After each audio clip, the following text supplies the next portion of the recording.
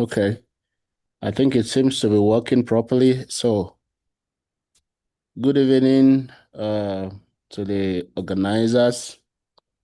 Good evening, Prof. Babila. And I think earlier you talked about Dr. Niba. I'm not sure I know the person, but good evening to everyone in the house. So today I'm going to be talking on the topic bridging the gap between academic knowledge and professional practice. My name is Robert Adamushe, and I'm a lecturer at the University of Boya. So, just a little bit about myself. I'm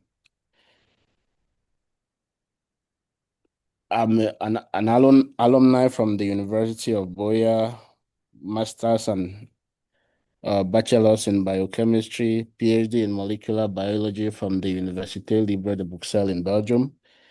And then I also have some experience with the industry as I did a 1 year placement at the European Vaccine Initiative in Germany, 2020.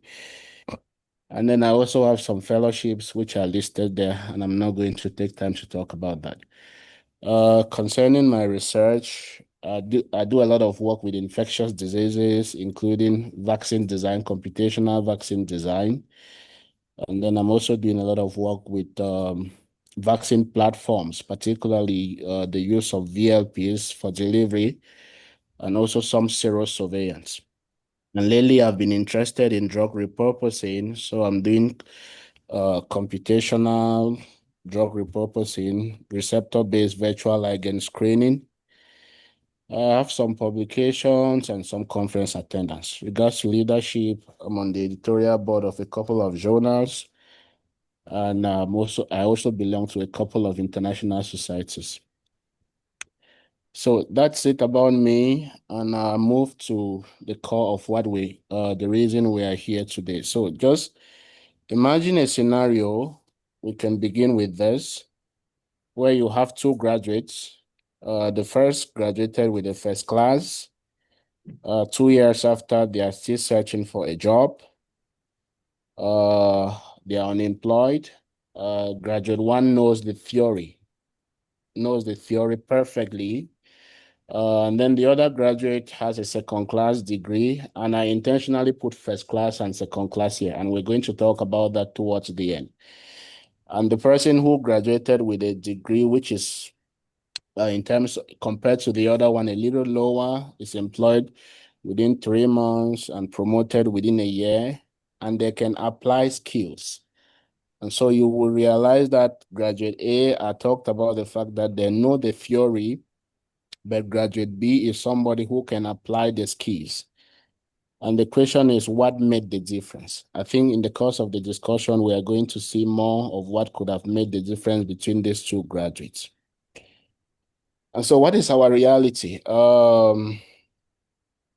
reality is that a lot of people who graduate are unemployed in Cameroon. And I think it's the same thing across sub-Saharan Africa. And it usually takes averagely 2 to 3 years from graduation to first stable employment. And this is average. And so in some cases, it can really be more than this. And most employers complain that a lot of graduates who come to them are not ready for the job market. And they complain about the lack of practical skills and the fact that they have to spend months doing retraining before graduates are actually useful. And so the reality is that the fact that you have a degree does not necessarily mean that you are employable.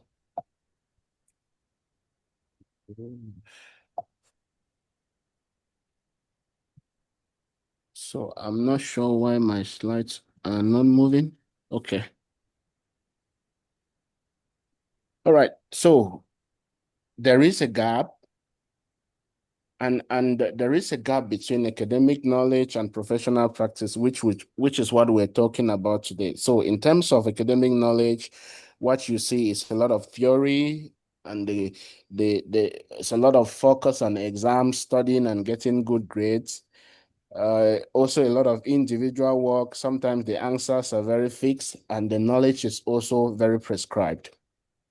On the contrary, when you look at professional practice, it's more about application of knowledge. It's about getting, it's not about individual work. It's true that sometimes you have to do individual work, but most often it's about the team and solving problems because issues will keep on coming and you have to learn how to solve those problems. And because we are in a world that is very much evolving, it means that the process is continuous. So you have to keep on learning and adapting as the world changes. And so why does this gap exist?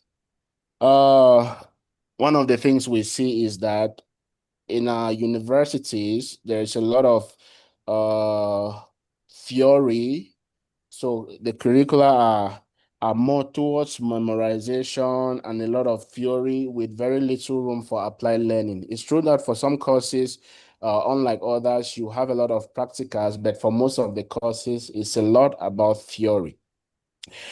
And also, there are limited internships, labs, and work-based learning placement. I also talked about the fact that in some cases, for some courses, you have opportunities to go and do internships with different labs and companies and all of that. But the truth is that for most of the courses, you don't have this opportunity. And so it goes back to the first thing which I talked about, the fact that there's a lot of theory and very little practical work. And so there's also disconnection between the universities and industry, such that at the end, the universities don't actually train what the industry needs. And so there is a mismatch between what is needed by the industry and what is coming out of the university. And because of this, it means that those who are coming out of the university have lack exposure to real world problems. They don't actually know what is happening in the field. And so how does this gap cost us? At the end, there is unemployment and underemployment. There is a difference between this. Unemployment is when you're searching for a job. Underemployment is when you get something, but it's maybe something that you were not trained for. It could be unskilled labor, for example. And in this case, I can just talk a little about myself. When I finished the master's in 2012, I had to stay at home for a year. And during this period, I was working in the chantier with my brother, who is a builder. Apart from that, there is low professional confidence. And so you can realize that you are somewhere, but you are not finding the fulfillment that you want, probably because you are not doing what you wanted to do. This leads to a lot of frustration after graduation. There is brain drain because most often I believe that for a lot of us, we don't come from very wealthy homes. And when parents or guardians invest in you to be in the university, the expectation is that when you come out, you should be able to do something to support yourself and maybe support the other members of the family. And when you realize that you are unable to do that, a lot of people tend to leave, and the unfortunate thing is that sometimes they live through some very terrible routes. I think we have heard about people living through the Mediterranean Sea in North Africa, people living through Mexico to go to the US and all of that. And so you realize that at the end, you studied hard. The universities trained you really well, but sometimes there is that mismatch with what is needed by the industry. And so this is the cost of the gap that we have. Uh, let's talk a little about what employers are looking for.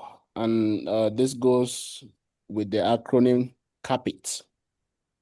So, and these are some of the things that are not taught in the university. The first thing is communication. Employers are looking for somebody who can write clearly, who can speak clearly, and who also has the ability to listen actively. They're also looking for people who can solve problems. And so you have to be able to think critically and act decisively. There's also a need for a lot of teamwork because you realize that in the industry, there has to be a lot of collaboration towards goals that are very focused. And sometimes you realize that there is a lot of stress on interdisciplinary collaboration. There is adaptability. Employers are looking for people who can learn fast and who can embrace change. I think one of the things we have seen recently is the emergence of artificial intelligence and machine learning. And so you realize that if you are not able to learn fast, if you are not able to embrace change, some of those things will pass you by. And then there is also initiative, the ability to take initiative, to act without being told. So these are some of the skills that are valued across the industry. And so the truth is that while you are being employed and it's assumed that you have the technical knowledge, some of these skills that are listed here are important in your growth and promotion within the industry. And so talking about the skills gap, where most graduates get stuck, we have talked about the fact that academic knowledge is what you learn in the lectures, but the truth is that professional success is not just what you learn in the lectures. For professional success, we are talking about being gainfully employed, growing and creating the impact that is needed.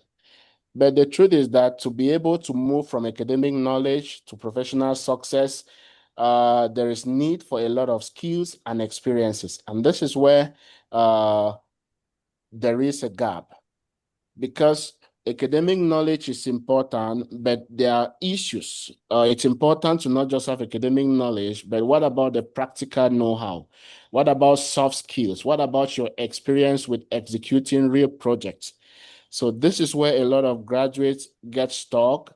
And this is where you, as a student who is maybe in the final phase of your program, can stand out among the others. Because the truth is that there may be jobs out there, but the other reality is that the number of people who are looking for jobs are more than the jobs that are available. And so the question is, how do you stand out from among this crowd? And so let's just look at a real example from the field, which will emphasize on the fact that knowledge that is not executed has very limited value. And so you are a student in the health sciences.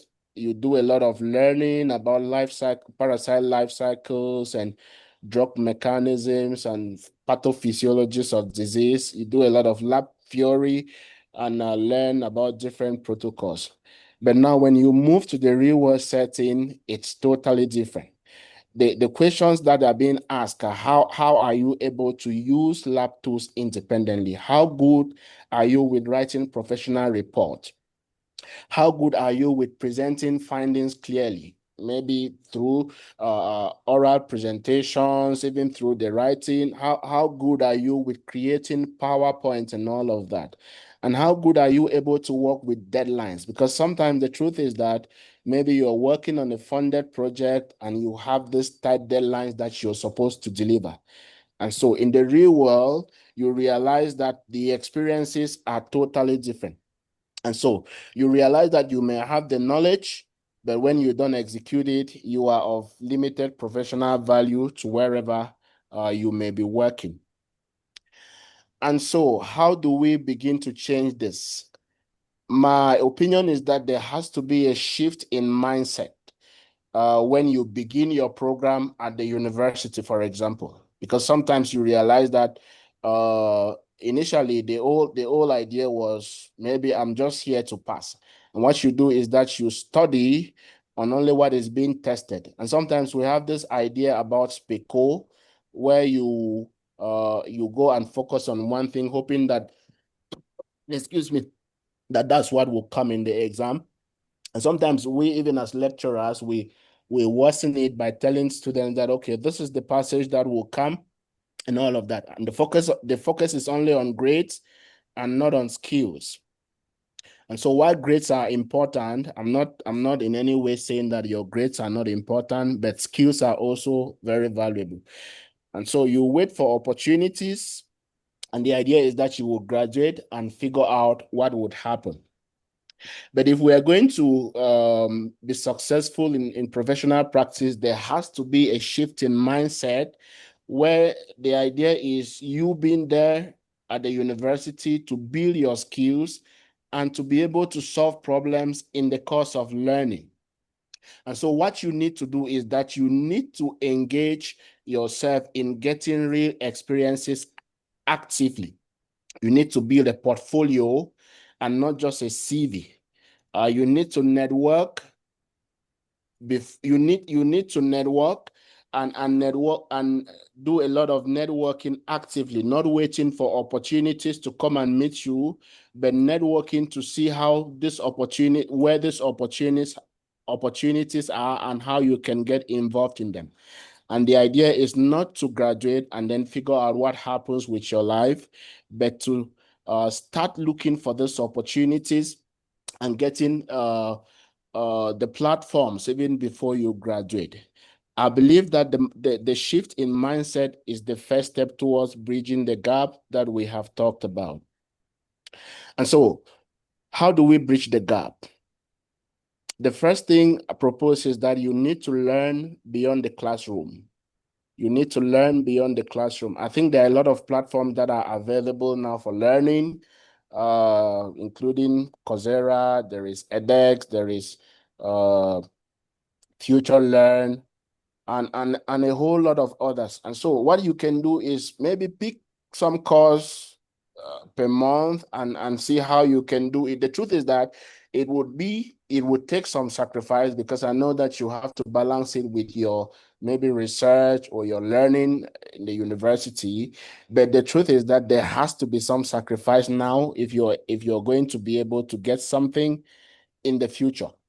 It's also important to gain experiences early. It could be internships, it could be volunteering. The idea is not even something that you are going to get paid, but the truth is that at this early stage, such experiences are priceless. I remember the other day, a student came to the lab, a student who graduated from health sciences with a bachelor's in medical lab sciences, and she told me that she wanted to apply for internship because she's interested in learning some molecular techniques. And for me, I was very much impressed, because the truth is that when you look at it in reality, a lot of people who do medical lab work, there's not a lot of interaction between the people in the medical lab and the research labs. And so for me, I was really impressed, and I didn't waste time to recommend her to my boss for her application to be accepted. So she still works in the medical lab, but on her free days, she comes to the research lab to learn molecular techniques, which I think is really important, because we're in an era, we are in the post-omic era where everything goes down right to the molecular level. You have to build practical projects. And so it can begin by starting small. And the truth is that executing projects in real life are actually better than just getting certificates, because the certificates will emphasize more on the theory, but with your ability to execute projects, you actually show your technical abilities even to a greater extent.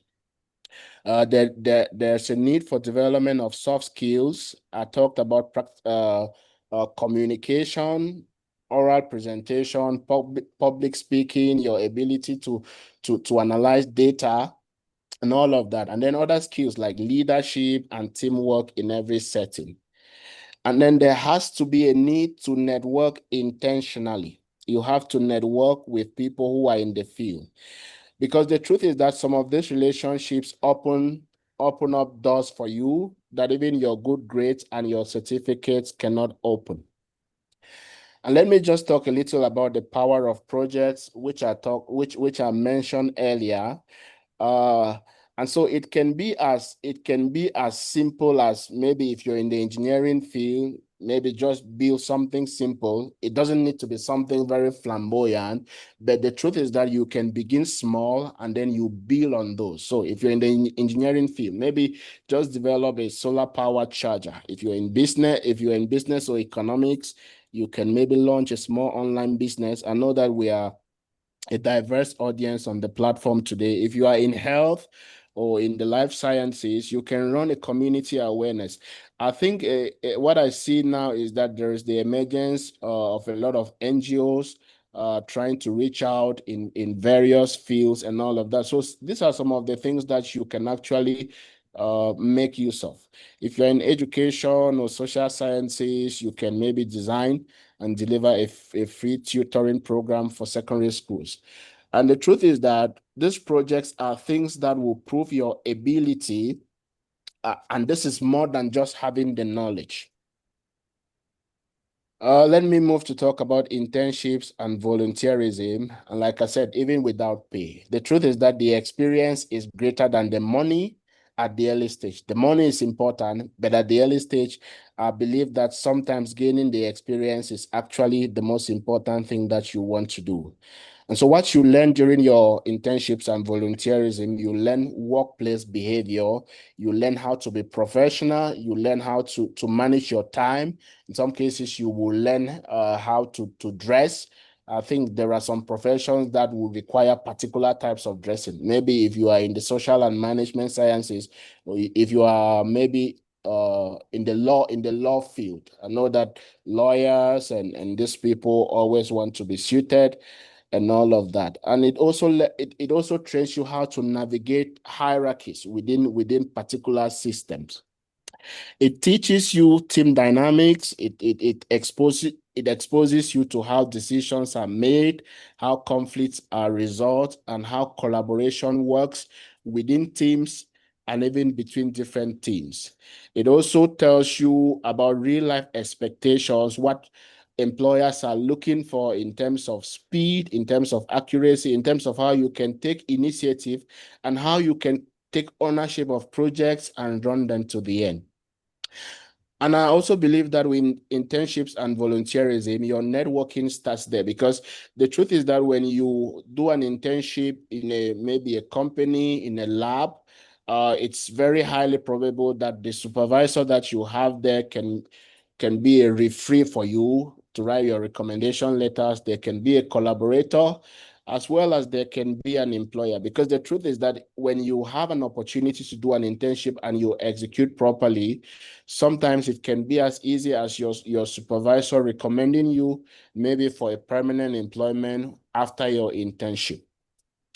I also talked about soft skills, and I just want to stress about communication. It's actually a superpower. It's usually said that if you cannot explain it simply, then you don't fully understand it. And so in terms of communication, what are you looking at? You are looking at your ability to do presentations, not just to present, but to present with confidence, with structure, and with the necessary eye contact that are needed. We're looking at your ability to write reports, to send emails, to deliver proposals in a manner that is professional and that is valuable by the other person. I can tell you that even at my level, there are times when I write emails and I don't just send them directly. I have to sit and think. But I also want to say that we are in an era where people are just very lax about everything, to the extent that sometimes even to sit down and compose an email is a problem. I remember I've had issues where students will request for recommendation letters, and even for the student to draft a good email about themselves or to draft a good recommendation letter for themselves is a problem. And then there is also a need to learn how to speak clearly, speaking not just to impress, but speaking to be understood. And sometimes the power is not in maybe the many words or the big terms that you can use. The power is in your ability to communicate clearly in very simple language that everybody understands. Unfortunately, our reality is that a lot of students and most graduates know a lot of the content, but the ability to communicate properly is what is lacking. I also talked about the importance of networking. And so in this case, we want to talk about the importance of building a personal brand. And so you show what you can do before they even ask. And so in this slide, it's important that maybe we talk about the importance of getting a LinkedIn profile. LinkedIn is a professional network where you can showcase who you are and what you're doing and all of that. And the truth is that at the moment, there are a lot of LinkedIn optimization coaches that they call them, who can even help you to build your profile. The truth is not to lie about who you are, but maybe just to present yourself in a manner that attracts maybe somebody who is looking for that kind of profile. And so with your LinkedIn profile, you need to talk about your education, the projects that you have executed, your skills, and then send connection requests to other people who are in the field, whom you admire and whom you think can be of value to your life. A few days ago, I sent a LinkedIn request to a professor at the university in South Africa, and I was just telling him how I admire what he's doing and how I would love to at some point maybe have an interaction with him. The truth is that you have to be bold, because this is about your life. This is about your growth. The worst thing that they can do is that they would maybe not respond or reject what you're requesting for, but it doesn't take anything from you. You need to have a good CV with real life experiences where you talked about your projects, you talked about your volunteerism and internships, and then it talk about concrete outcomes of some of the things you have executed. Maybe you organized a training for 200 people, you were responsible for protocol in an event and all of that. So talk about this outcomes. And then you need to demonstrate and not just claim. So show who you are. Don't just tell people who you are. It can be with a presentation video, it can be with a published article. All of these things will prove your ability to execute things. And so your branding is not just what you're using to brag, it's about you making yourself findable for employers who are looking for somebody of your profile. And so what I would recommend as your action plan, which you will start, maybe we're already at the end of the month, maybe at the beginning of next month, but the truth is to start now. So learn one new thing. I've already talked about the fact that there are a lot of courses that are online on Coursera, on edX, on Future Learn. Create some time and commit even 30 minutes per day this month. Join a project, approach a lecturer, approach maybe somebody you admire, approach somebody who is in the NGO with a project idea and propose how you can be of help to contribute your own idea. Connect with people, talk to professionals on LinkedIn, for example, and maybe request for some minutes to discuss with them. And then go back to your CV and see how you can improve. And sometimes it would be valuable to maybe send your CV to another person to look at it and also give comments. And so as I draw slowly to a close, the question is, if you graduate today, what specific skill, and the emphasis is on skill, it's not on knowledge, what specific skill do you have that the employer would be happy to pay for? Take some time, think honestly, and then maybe we can have some time to share. My final message is that your degree is very important. The quality of the degree is also very important, but your skills should be the cherry on the cake, like it said. And so what you need to do is that you need to start building your professional value. And I underline value because I remember some few months ago, I was discussing with a student I supervised at the level of the master's. She had done a couple of internships in our lab, and then she had some opportunities to even do internships abroad in Germany and Switzerland. And she was complaining about the fact that she's done a lot of interviews, but the outcomes were not the best. And I just told her that, well, I cannot tell you how to approach your interviews, but one of the things that you really need to stress about is the value that you bring to the group that you would work with. And so it's important that you build your value now, not just when you graduate. And I think I've shown you a couple of ways you can do to build your value.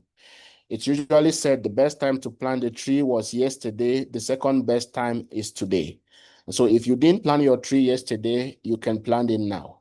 And so my encouragement is that you be curious, you be intentional about your life, about your professional growth. And one of the ways you have to be, you can be intentional is about being proactive.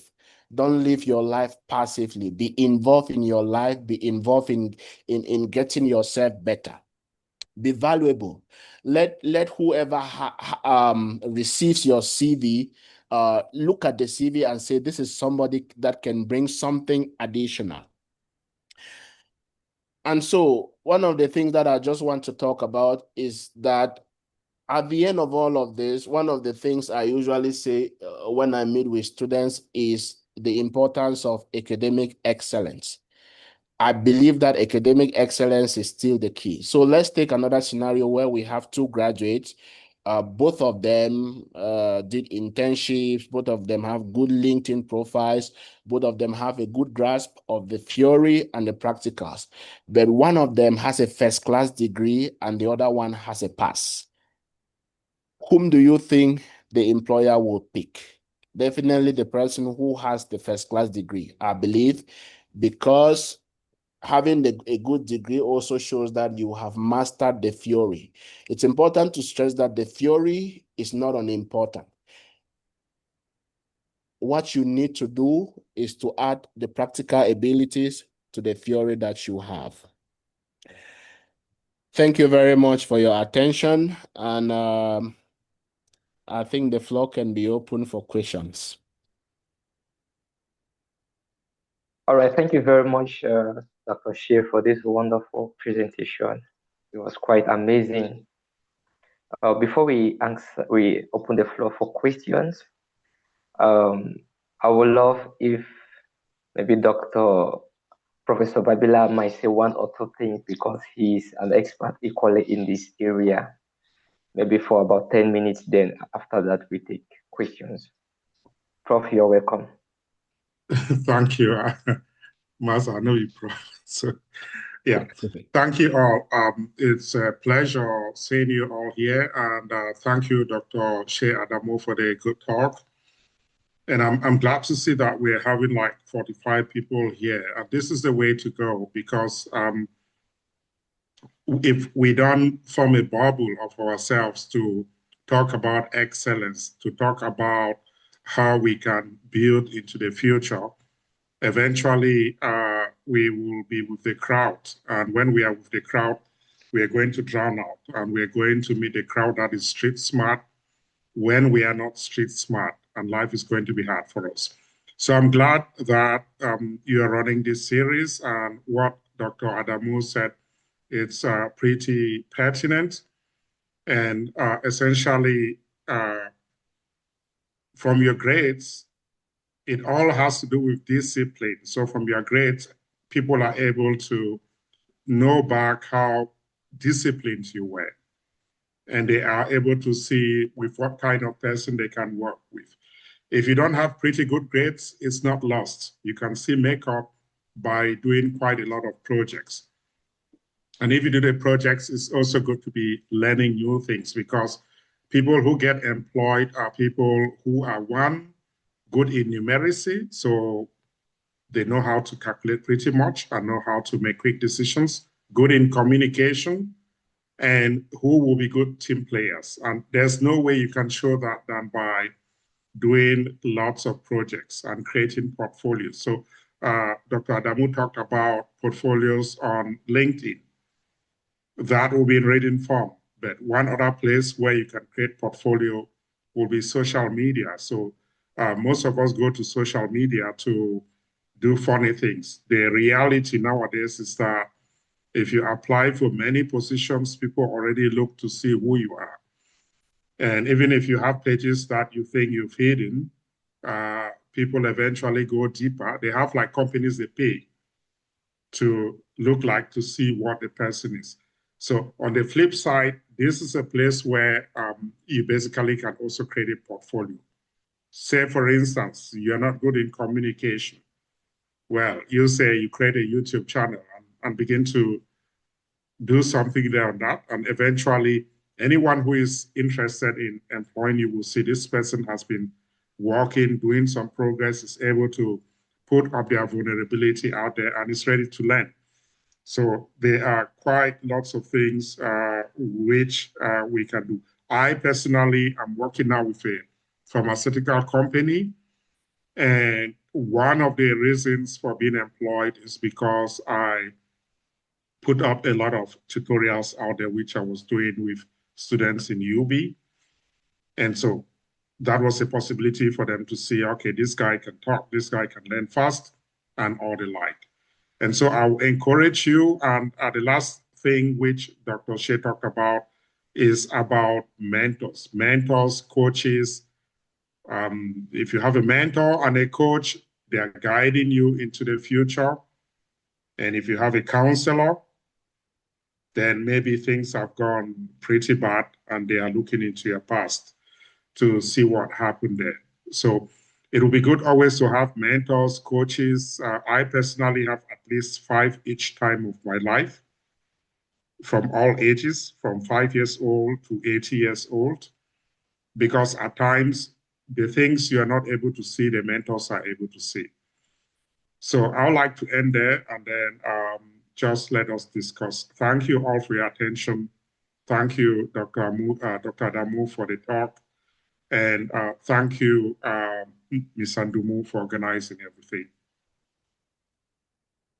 All right, thank you very much, Prof, for this wonderful insight. Grateful. Now the floor is open. Please, if you have a question, you can just signal, you unmute yourself and you ask your question, or you drop it in the comment section. But I have a question here. So Dr. Adamu, Doc, you said we should engage in internships and volunteerism. So I was like, okay, you know, and you equally laid emphasis that if at times it's not really paid, though the money is important. So I was like, if you are done with school and you want to go in for volunteerism and you are not being paid, how do you manage your needs during internship or during volunteerism?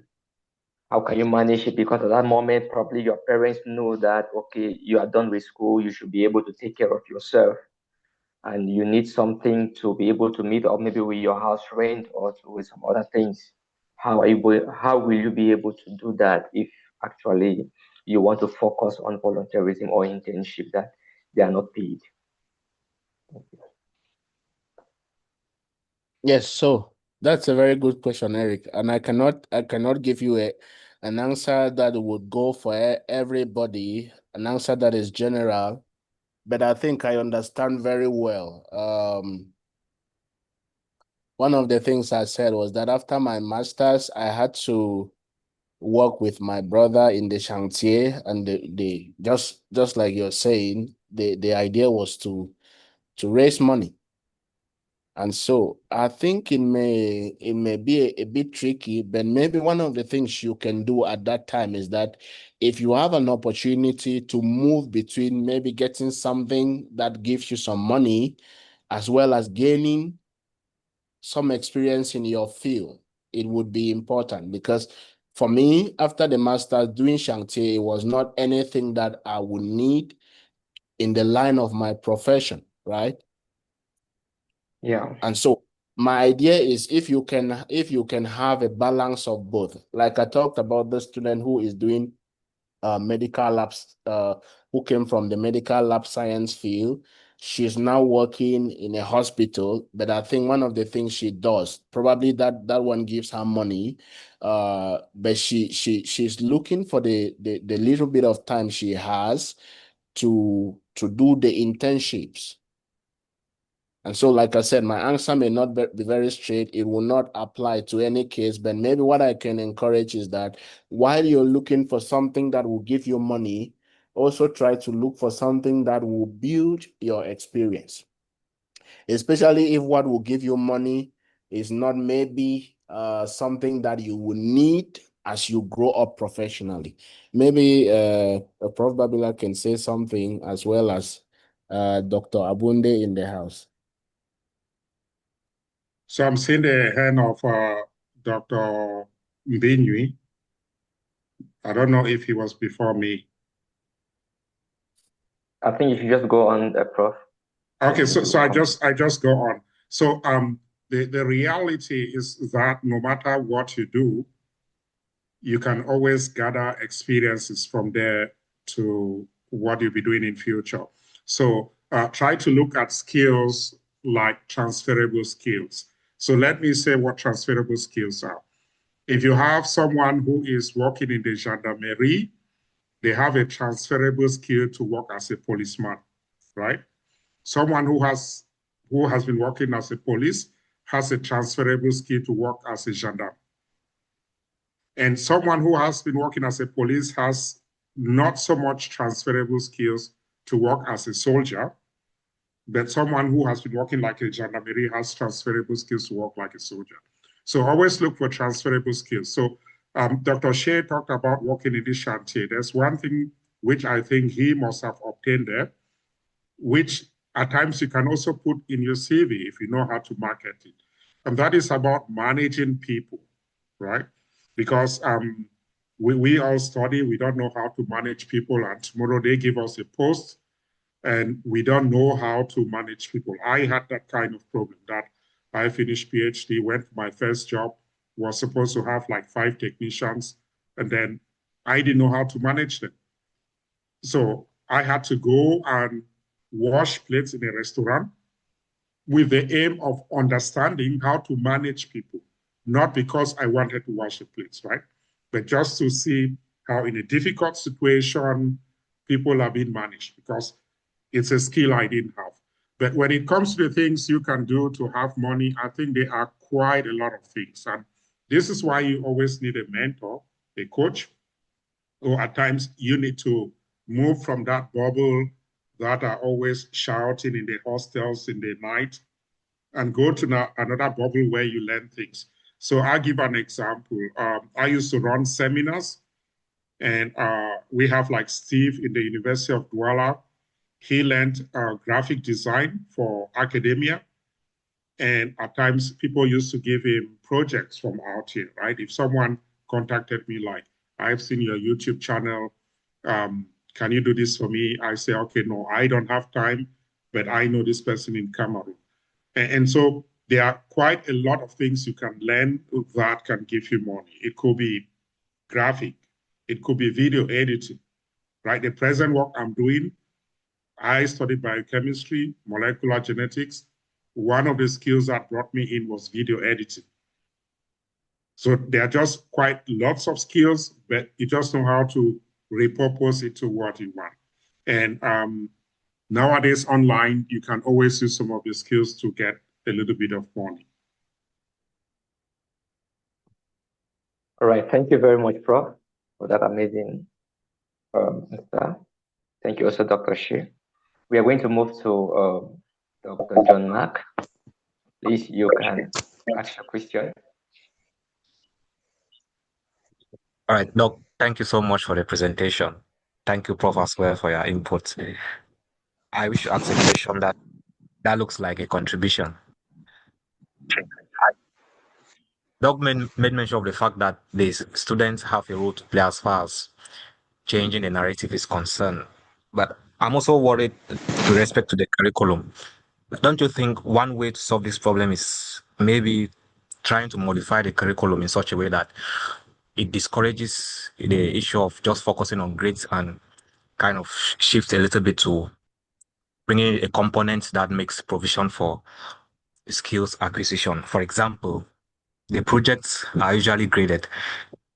If they could change in such a way that it is not graded and the students they are able to focus and get skills instead of trying to just defend, I think that would be a good approach. So my question looks like a contribution. All right, thank you. Doc Shi, maybe you can say something here. Yes, I think I can say something. The truth is that, like I tried to talk about, there is most often the issue is that there is a mismatch between what is trained by the universities and what is needed by the industry. And so there has to be a lot of collaboration. But now the other, on the other hand of it, is that while we want to to focus on this collaboration between universities and industry, I think there is also the part that students have to play. The goal is, or the idea is that everyone has their own parts to play, because if you want to not grade students, I don't know how it would be, because in this generation, the students, my experience is that the students, they are very relaxed. People are not intentional about their lives and succeeding. And so if you just let everything be, I think it will be a big problem. So, Mark, we are not at the level of maybe Finland and all of these other Scandinavian countries where grading is maybe not what they are focused on. We are not at that level. I think we are still at the level where we have to do that grading.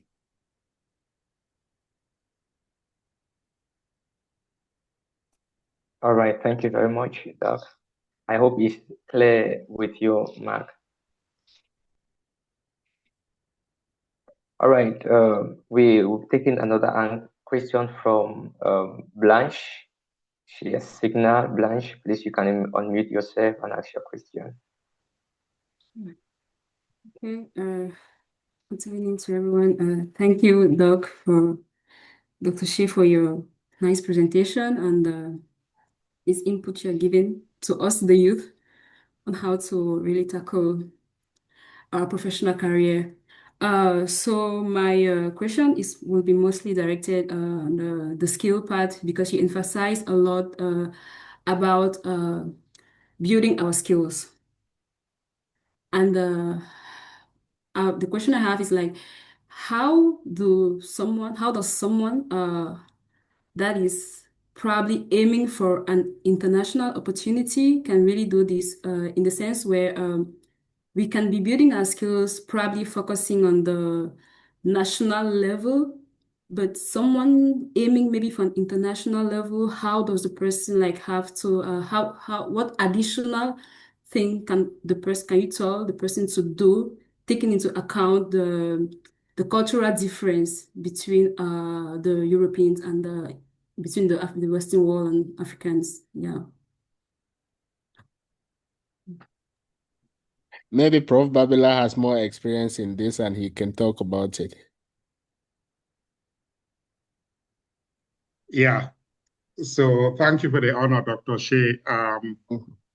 Definitely, that's a good question, Blanche Defoe. Yeah. So I think it is relevant what you've asked, and what you basically need to do is to look. Nowadays, we have the internet. You have to look what is needed of people on some other continents. And then you look at what you're doing in your university. And I think we are very privileged that the Cameroon government has opened so many universities. Because for me, the time I was studying, if we didn't have the University of Buea, maybe I wouldn't have continued with studies, right? So we are privileged. And so the fact that the university is there, the fact maybe that the curriculum may not be what they need in the US or Europe or wherever, or Korea, South Korea. In South Korea, they work in the lab till midnight. It is not in our zone of influence, right? We have to look at what is in our zone of influence. And that means we take what is already been taught in UB, which is not less than 80 to 90% of what you even find in Harvard or somewhere else, right? We take it now, we compare to what other people do, and then we just try to fill the gap. And in filling the gap, if you put in the aspect of communication, you put in the aspect of numeracy, so logical analysis, then things will pretty be easy. One thing which I find here is that you have a lot of Chinese, Indians, who are not as smart as many of you, but they have the courage to apply for things in places. And so I think we are a little bit timid at times, and we don't go above the curriculum of the university, and that hurts us afterwards. But if you want, you can always succeed in doing it. All right, thank you, Prof. Dr. Shea, do you have anything to add? Please. Yes, I think Prof ended by talking about the fact that sometimes we are timid, and I think it's really a problem. I remember I was discussing with a colleague the other day, and we're talking about the fact that sometimes where we are coming from actually influences a lot our confidence because we are actually trained to not talk a lot. We are trained to be silent. And so it becomes a big problem because I think Blanche, you are in Germany, you go to presentations now and then you see the way maybe people who are the undergraduate are talking, and you who is a PhD student, you are really wondering how your own training was. And so I think that these are just some of the things that we really need to maybe start emphasizing on, and encouraging our people to get engaged at the undergraduate, at the masters. We really need to see how we can push forth with the aspect of communication, for example. And I think Prof was doing this training. These are some of the platforms that you can get to really add to what you learn from the theory that you learn in class. Maybe those are just some of the points that I can say about this. So maybe I add just a little bit of something. From my perspective here, every day I learn how to communicate, right? Every day I learn how to speak in German. Every day I learn how to speak in English. And on Sundays, I learn how to speak in French. Because it's not when I have an opportunity in front of me that I will go and begin to try, right? Maybe the muscles that will be connecting my brain part to my mouth may make me to be speaking a language in a funny way.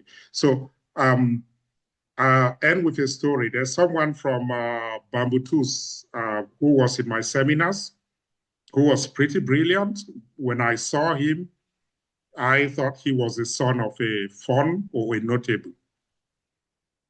And so I called him. He is today in the University of Freiburg doing a PhD in statistics.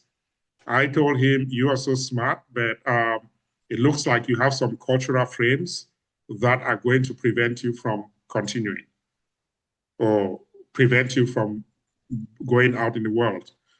And I said, you look like the son of a notable or a fon. He asked me, how do you know?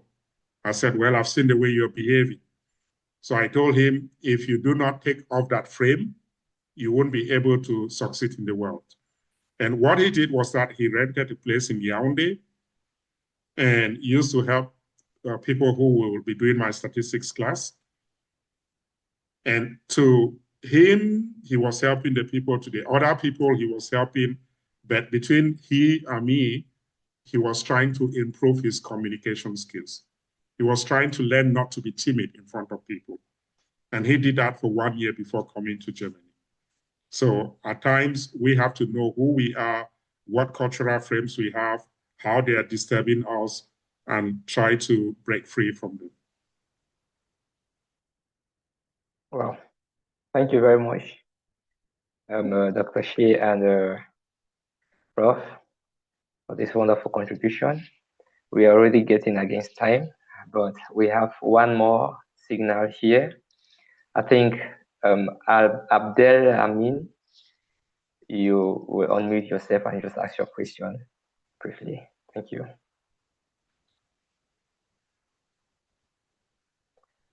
Please unmute yourself, Abdel. You haven't. You have.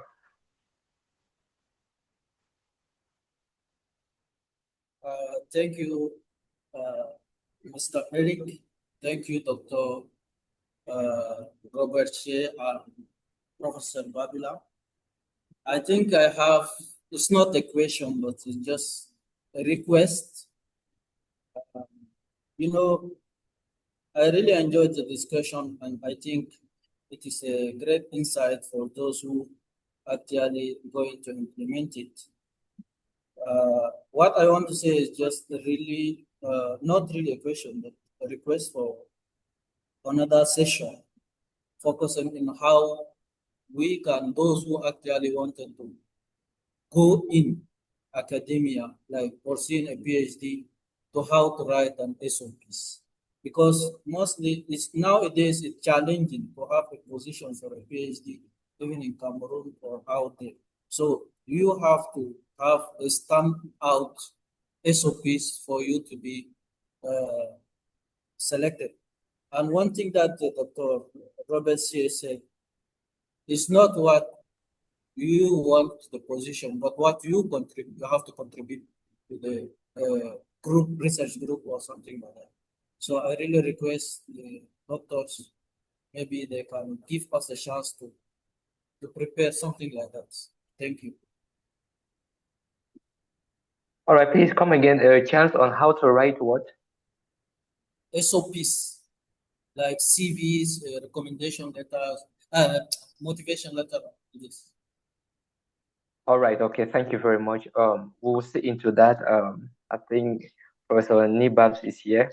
He will help us in that area in subsequent programs. So gradually, we are coming to the end.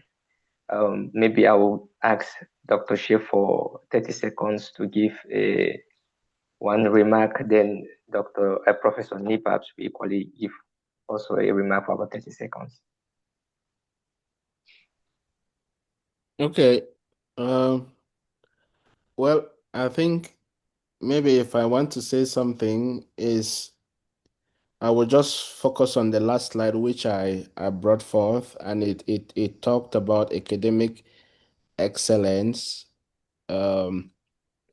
I know my presentation tilted a lot towards skill acquisition, but don't focus a lot on the skills. The skills should build on academic excellence. I think if there is anything that you want to do is that be intentional about your life when you come to the university, get the good grades and build the skills. I think Dr. Abunde is in the house, and he probably is a testimony of how and myself are probably testimonies of how getting the good grades are also important. That's it from me. All right, thank you. Prof? Yeah, so I'll just end by saying in life, you have two types of gratifications. Instant gratification, meaning the thing you do now to feel good now, and you have delayed gratification, which is the sacrifice you do today so that life will be pretty good tomorrow. So adding to what Dr. Shea has said, if I were in your position, I would simply take the next 2 to 5 years as a period to sacrifice many things. It could be friendship at times, it could be social life, it could be many other things, and invest all of that energy into how your life will be after the 5 years. And that is delayed gratification. Delayed gratification is not different from what the religions have, right? The religions say you sacrifice the whole of your life so that you live a better life after life, right? So delayed gratification always pays. And that is my last word. All right, thank you very much, Prof, for that wonderful insight. I have just dropped my email on the chat box. Please, if you have any question, you can send it to me and I will relate it to Dr. Shea. Or if you have any request, you can equally send it to me through that email and it will be forwarded to, or it will be seen into it. So I'm very grateful, Dr. Shea, for coming, Prof. Babila, for your amazing contributions. All the other doctors who are here, I'm sure Dr. Loom should be around somewhere, and she's just silent. Thank you very much for coming. And any other person, have a wonderful day. We will still have another session next month, and you'll be informed on it. Thank you very much. Have a blessed evening and blessed day. Thank you. Bye-bye. Thank you, Eric. Thank you, Prof. Bye. Bye-bye.